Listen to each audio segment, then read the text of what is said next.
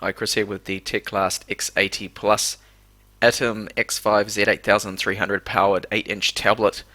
And I'll just run through here in this particular video just a few benchmarks and a couple of things in the device manager, tiny bit of gaming, and also test out the web browser. We can see here that it's running Windows 10 Home, and there's no problems with activation. Have a quick look at the device manager. Now I'm recording this particular video using a capture card, and it's just an exact duplicate of the image.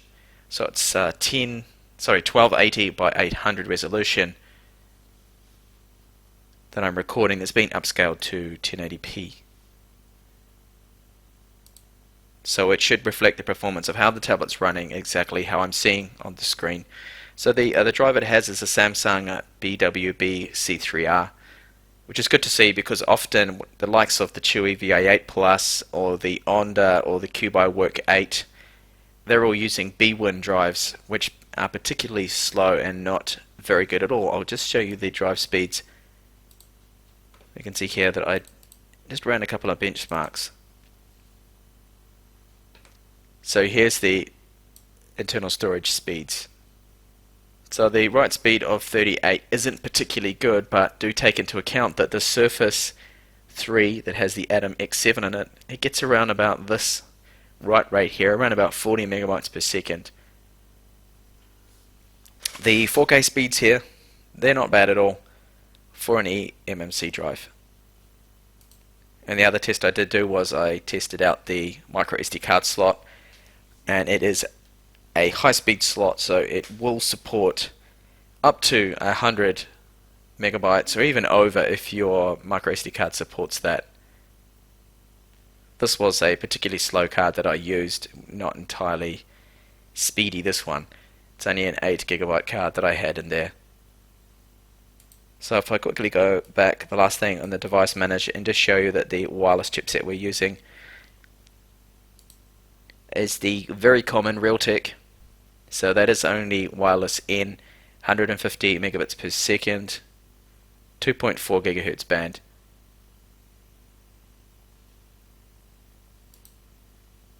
Now I did run some benchmarks. Do you see that animation then was a little bit slow? That is very common on these Cherry Trail Atoms. So the Geekbench 3 score is more or less the same as other 8-inch Cherry Trail tablets that I've been testing out. Maybe about 40 or 20, 30 points higher on the single core score.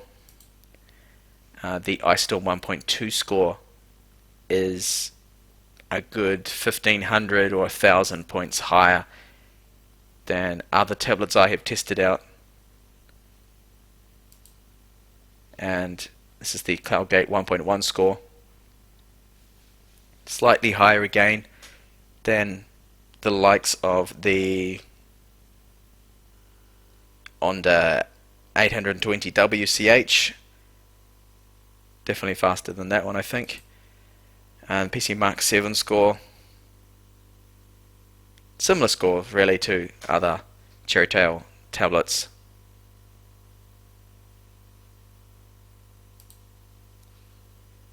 Now the battery performance looks to be around 4 to 4.5 hours or so at the moment.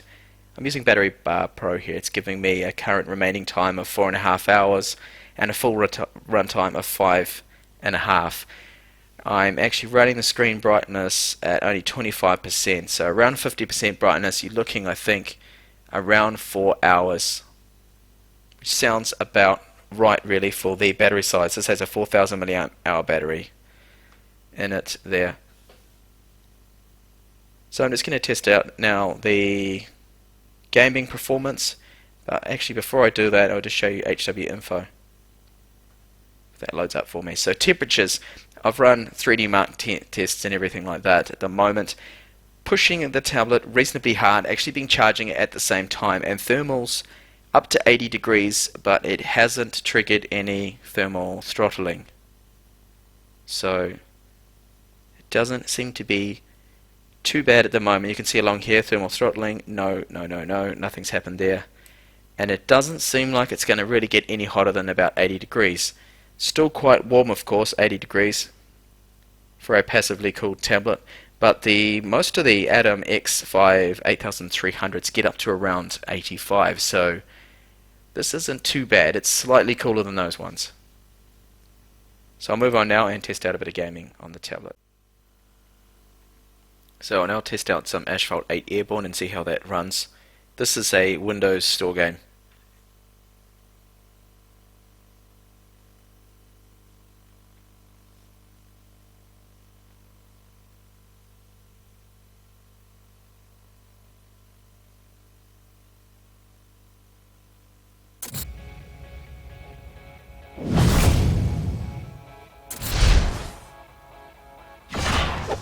I have my Xbox 360 controller plugged in.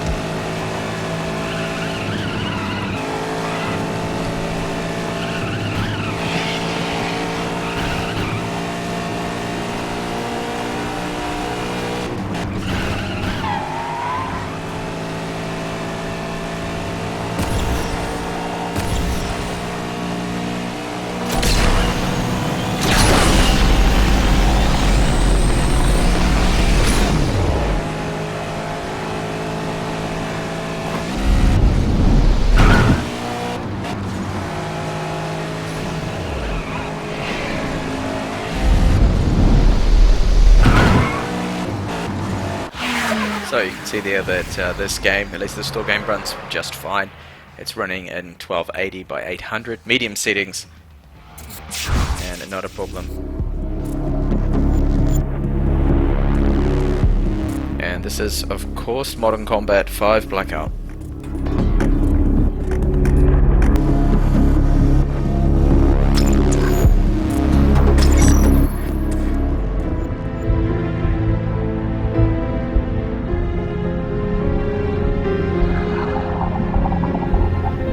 This one is the most demanding store game, so we'll see how it runs. Strike 2 to Monarch. We're in. Activate tracking.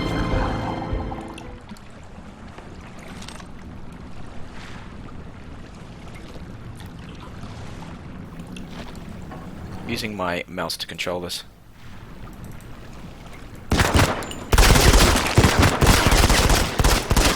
On me! Move into cover!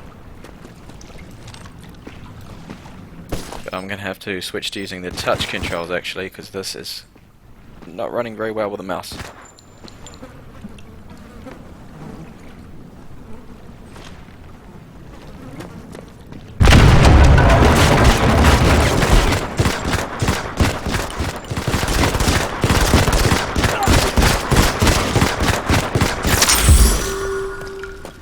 This game is just too damn laggy to play.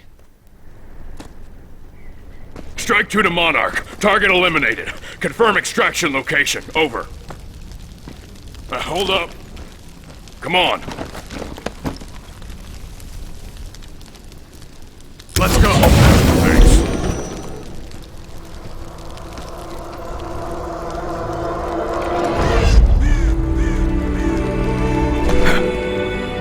Thanks.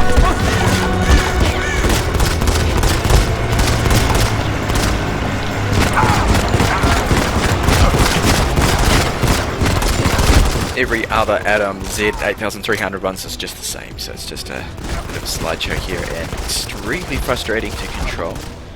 And this is normally about where I'm going to just give up, because aiming is just all over the show. I mean, this is literally running about 10 frames per second. Strike 2, this is Monarch. Advance to extraction So point I B. will kill this one off now. Now on to Counter-Strike Global Offensive. Going to run with these settings here, which are pretty much the lowest settings you can go with. I'm just going to try setting the wait for vertical sync to triple buffer to see if that makes things a little bit smoother. This is the Dust 2 map.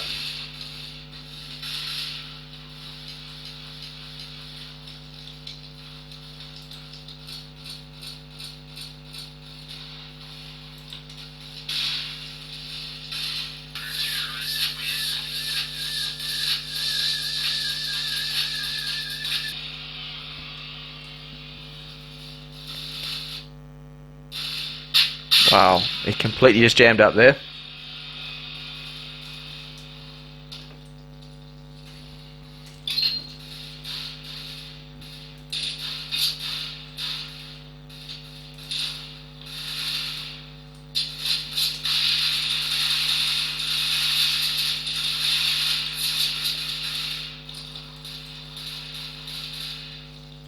So it seems that with the vertical sync enabled on triple buffer, it definitely seems to be a bit smoother to me. We're getting 30 frames per second.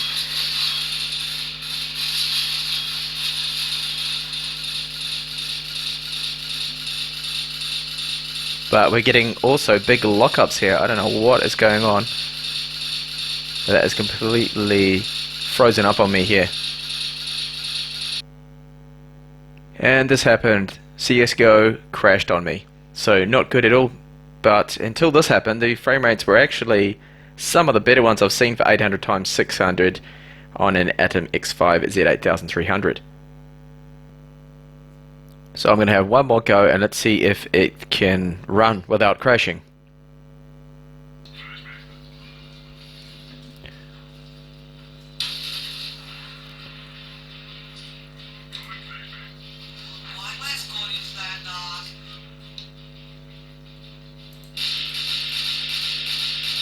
And it's jamming up again.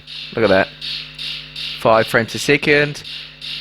I don't know what's going on with Counter-Strike on the X80 Plus here, but not good.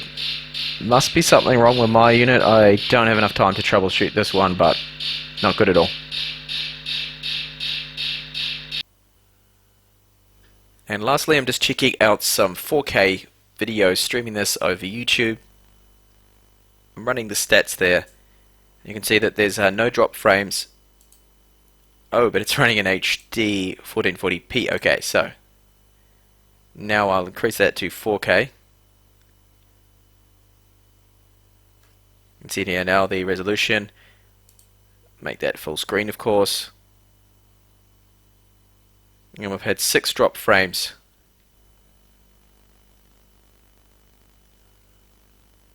So it's not doing too bad.